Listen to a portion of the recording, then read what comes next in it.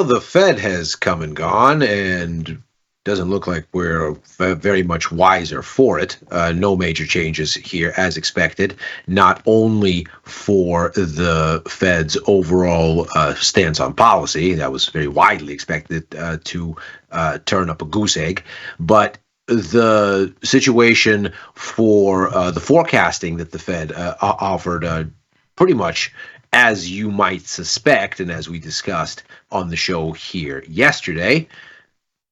But some interesting things showing up in the expectations, and of course, a very interesting path forward now that this is out of the way. This is Macro Money. I'm Ilya Spivak, head of Global Macro here on Tasty Live. And we are going to go through all of this here, taking a look at what the Fed did, how that fits into the overall story for investors here, and what is on the menu next. So first, just to look at how the day finishes here for financial markets, it is quiet to say the least. Stocks ultimately go nowhere, neither do rates. The situation for gold is a little bit spicier. It is a little bit lower here alongside crude oil, so perhaps a little bit of a moderating geopolitical take here emerging in markets. But the dollar, steady. Even Bitcoin hasn't gone very far. So the situation fairly stayed. Now, of course, we do have a U.S. market holiday tomorrow, and the closure of the futures markets here is through a 24-hour period, basically, from here until things reopen in the PM. Thursday U.S., Friday A.M. In GMT terms after the holiday, but of course, global markets remain open. So we'll see what happens here in the wake of this Fed announcement for how it is onboarded in Asia Pacific markets and then, of course, in Europe. That's not necessarily going to move U.S. assets because they will be closed, but currency markets will be on the move. So perhaps we'll get a sense from the likes of the euro and the yen what all of it might still mean. Looking at the statement from the Fed, very little has changed here. But what is interesting is this little bit in the second paragraph where it says uncertainty about the economic outlook has diminished but remains elevated. Anybody that might look at the S&P 500 since the lows of Liberation Day in early April might agree that indeed uncertainty has diminished. In fact, we see that show up in survey data as well. The PMIs have slightly improved. The story in consumer confidence, as we noted yesterday, has very clearly improved looking at the latest University of Michigan numbers. So indeed, worries about the uncertain economic outlook have somewhat eased, but the overall uncertainty still remains and still is significant. So very much in line with what the Fed has outlined here.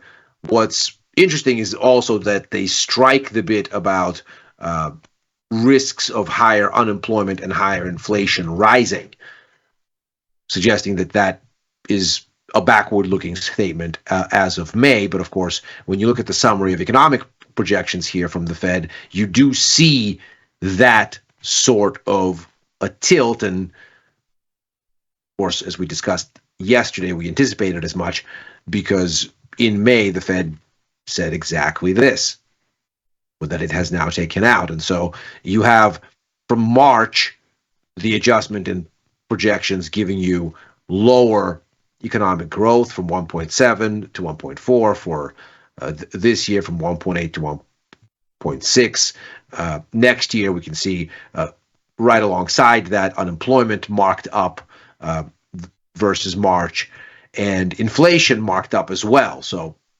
this seems to suggest that things haven't become worse in the Fed's thinking between May and June, but they have become more so concerning between March and June. because, of course, in May there was no update of the summary of economic projections here. So for inflation, higher inflation across the board, across the entire 3-year view here, both headline and core. But perhaps the most interesting part of this story, the part that we didn't necessarily anticipate, because of course all of these changes were very clearly marked, if not necessarily in their magnitude, then certainly in their direction, in what the Fed has been saying, both in the policy statement in May as well as the minutes from that meeting that came out sometime later. This is a little bit different.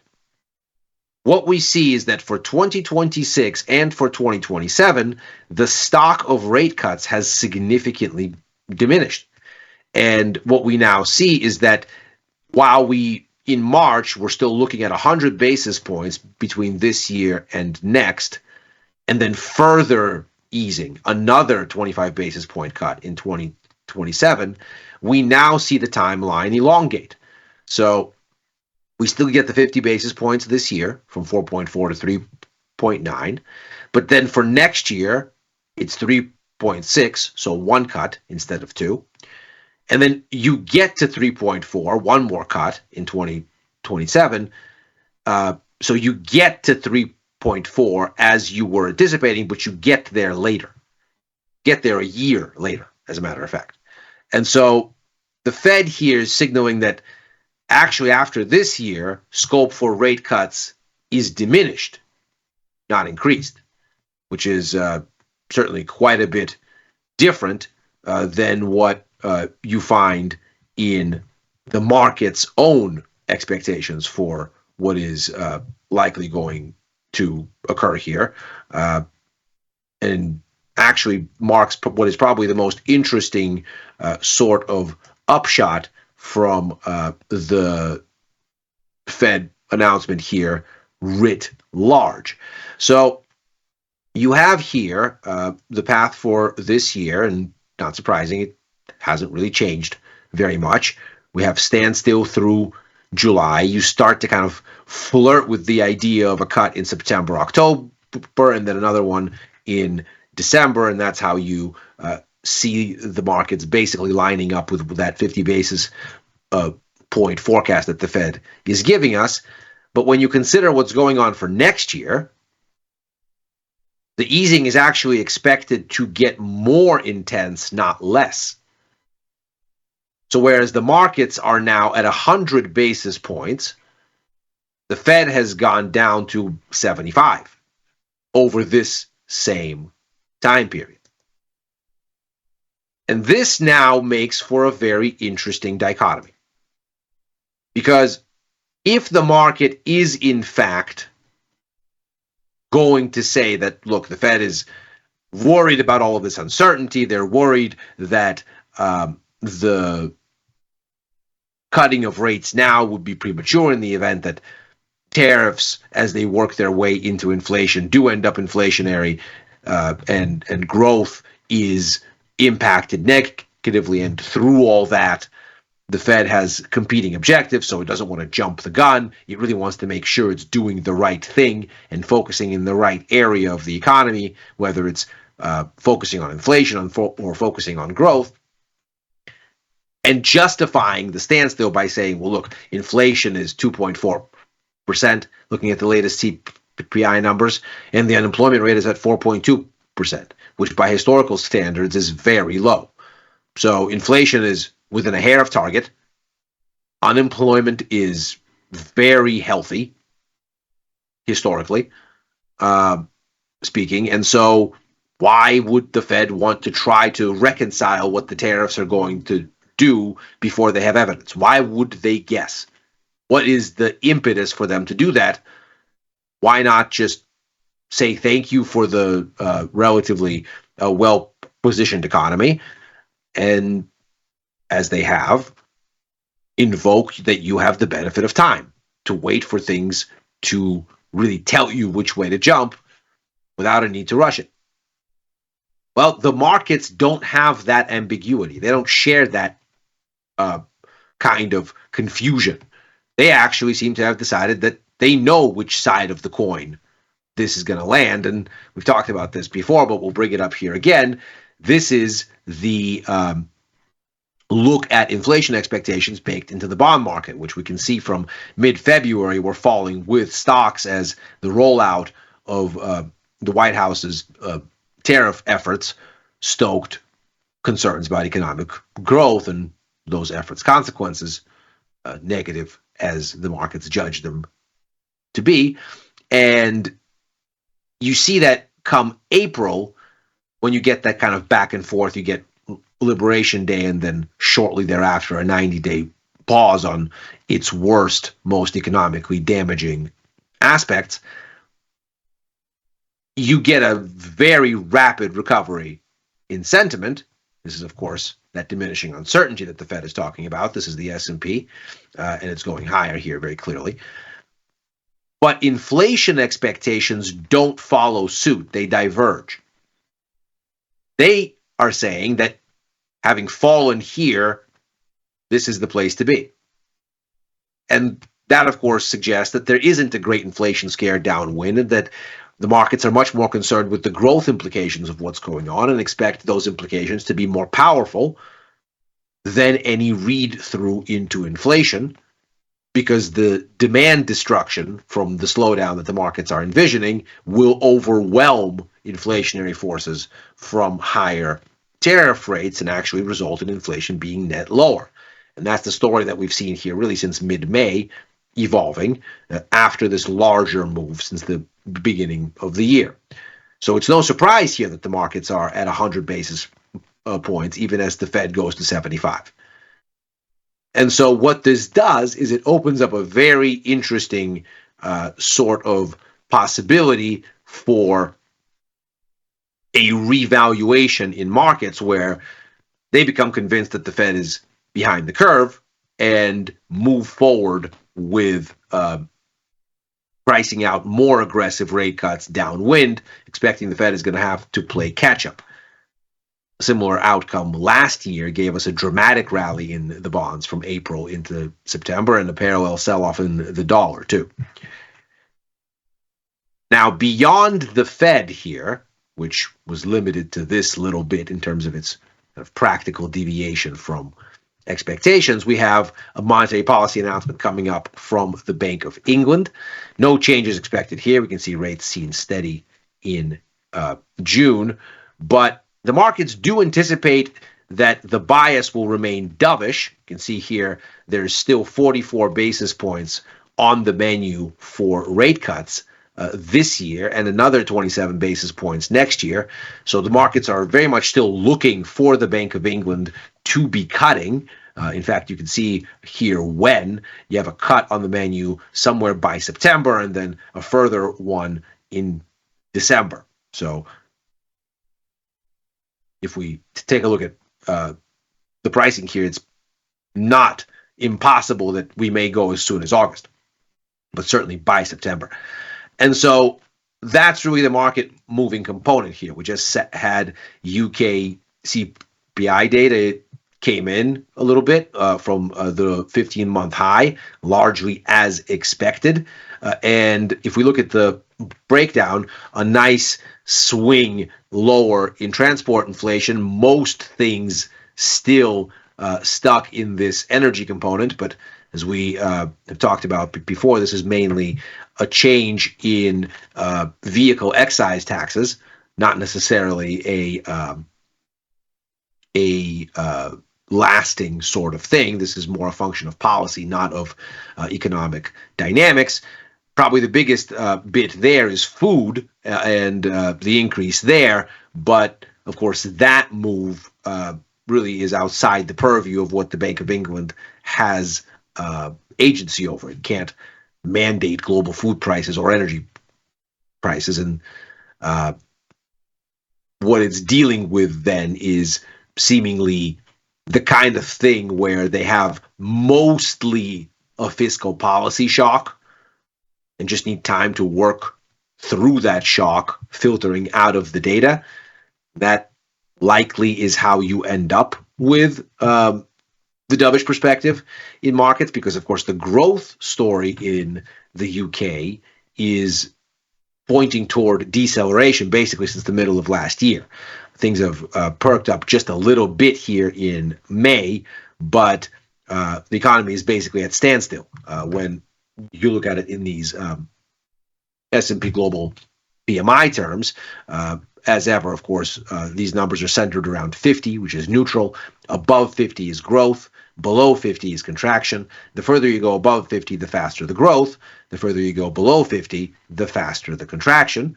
And at 50.3, you're essentially idling, with manufacturing in contraction mode and services growing by a hair. And the trend, as we can see here, has been toward increasingly slower economic activity growth. So with that in mind, that dovish bias at the Bank of England seems to make sense, even as they pause this time.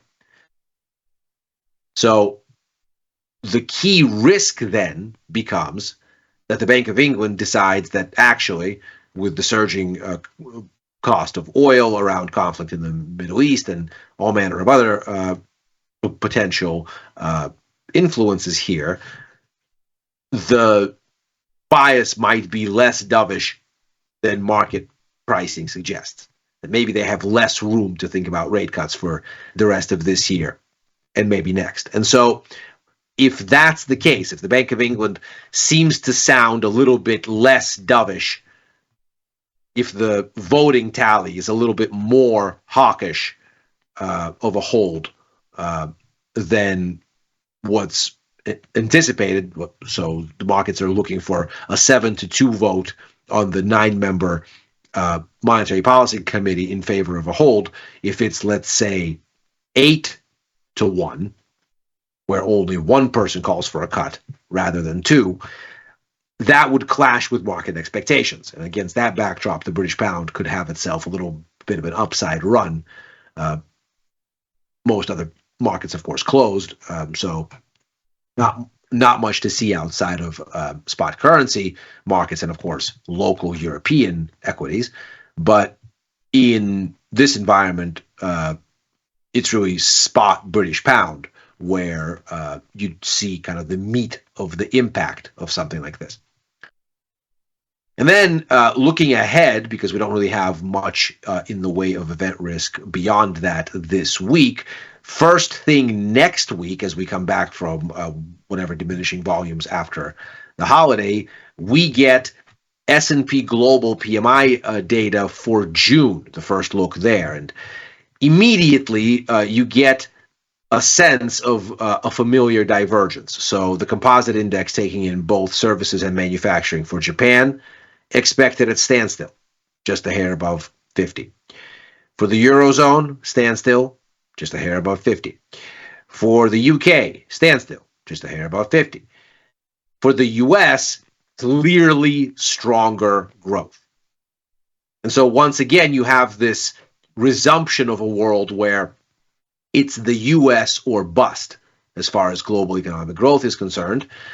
We have, of course, pointed out repeatedly that global growth is basically made up and is basically driven by three major economies: the US, the Eurozone, and China, with the US being the biggest piece. The rest of the world, the remaining 42% outside of the 58% made up of the big three,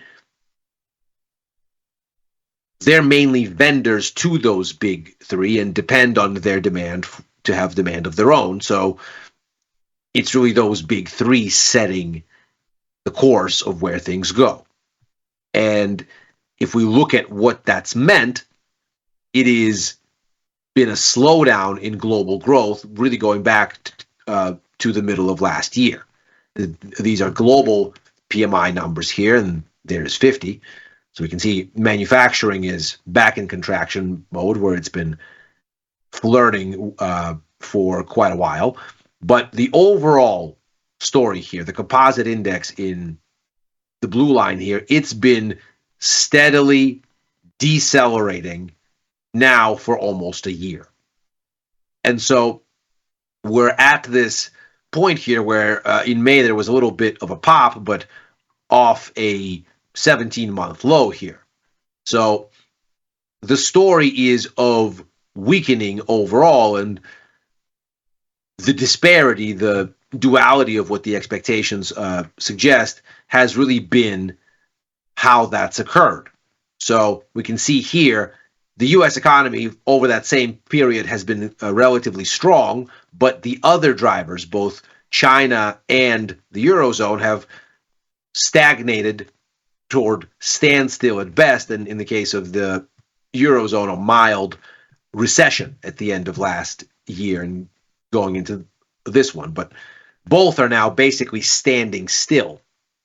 And the U.S. is outperforming again after diverging down here, but that may not continue.